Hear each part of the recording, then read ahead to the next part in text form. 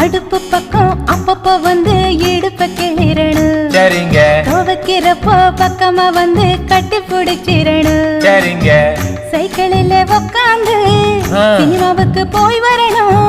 சோடி நல்ல சோடின்னு ஒரு மெச்சி பேசிரணும். கை கால புடிச்சு விட்டு கதை கதையா பேசிரணும். பகலா என் மடியில படுத்து கிடக்கணும். அப்படி போடு. எட்டு பட்டி ராசா கொஞ்சம் காத கொடுங்க லேசா.